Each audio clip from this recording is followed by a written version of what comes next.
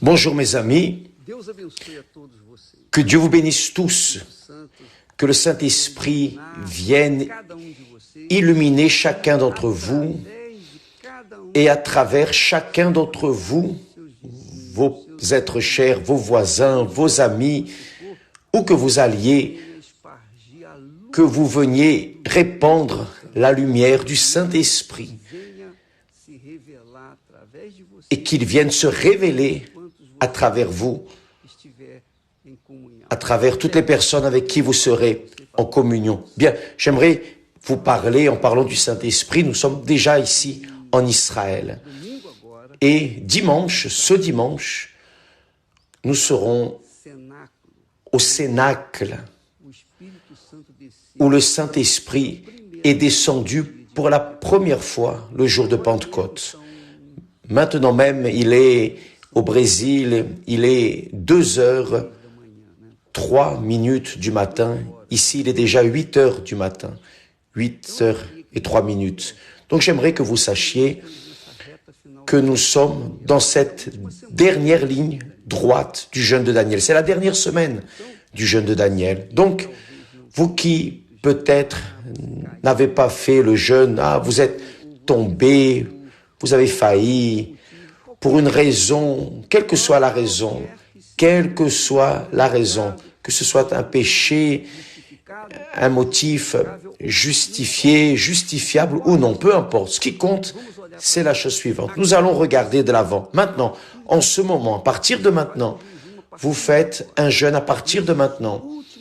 Dans ces derniers jours, jusqu'à dimanche, un jeûne d'une abstinence totale d'informations séculières, pour que votre pensée soit pure, pour que votre pensée soit purifiée des contaminations, des ragots, des préoccupations, des peurs, peur de ceci, peur de cela. Vous devez vous immerger dans l'océan de l'esprit. Et plonger dans l'océan de l'esprit, c'est plonger dans la parole de Dieu. Lisez au maximum la parole de Dieu, méditez sur elle. Dieu veut faire avec vous quelque chose de magnifique, mais pour qu'il puisse faire quelque chose de magnifique en vous, vous devez avoir des oreilles pour écouter sa voix. Si vous n'en avez pas, comment allez-vous le comprendre?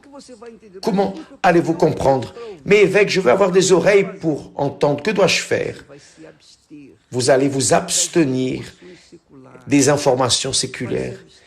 Vous allez vous abstenir de tout ce que ce monde offre à travers les médias.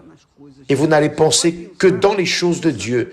Vous allez penser les pensées de Dieu. Donc, lorsque vous vous intéressez à vous abstenir de ce à quoi vous êtes habitué, les informations de ce monde, et que vous commencez à penser aux pensées de Dieu, il est évident que les pensées de Dieu vont illuminer votre compréhension et vous allez comprendre sa volonté pour votre vie.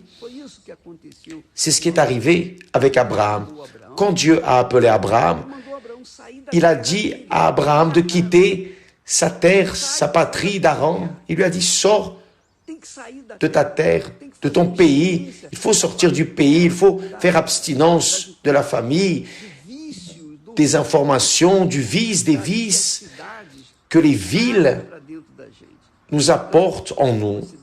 Donc, vous devez vous abstenir d'informations séculaires pour que votre pensée soit purifiée, propre, pure, pour apprendre. Par exemple,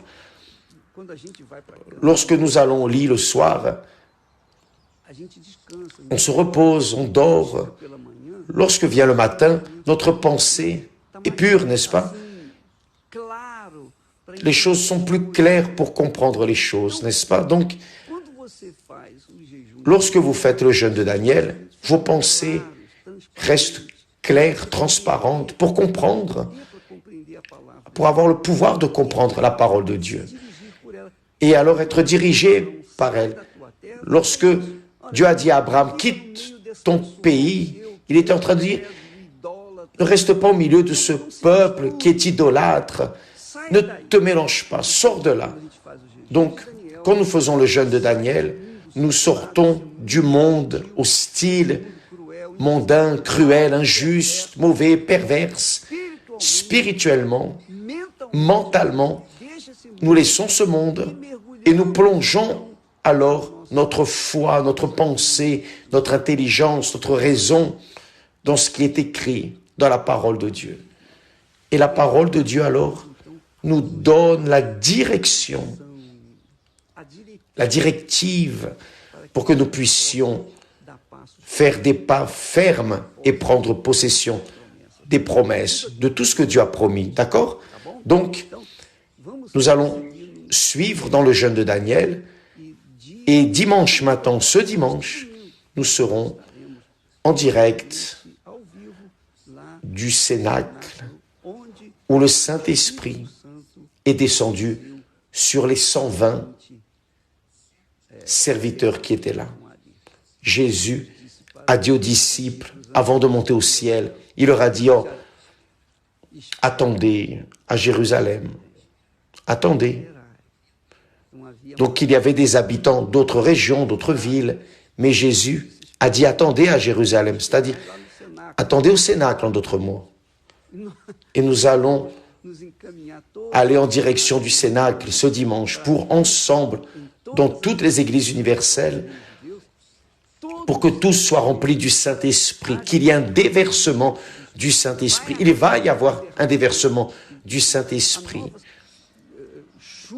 Une nouvelle pluie, l'arrière-saison qui va venir du haut sur tous ceux qui ont lutté, qui se sont engagés, qui ont sacrifié, qui ont fait de tout pour recevoir le Saint-Esprit. Et une fois que vous recevez le Saint-Esprit, c'est Dieu à l'intérieur de vous. C'est le royaume des cieux en vous. Le royaume des cieux en vous. Et là, c'est courir vers les bras, c'est la joie, c'est la paix, l'espérance, la foi, la certitude que Dieu est avec nous et jamais ne nous laissera seuls. Que Dieu vous bénisse alors tous et allons de l'avant au nom du Seigneur Jésus. Amen.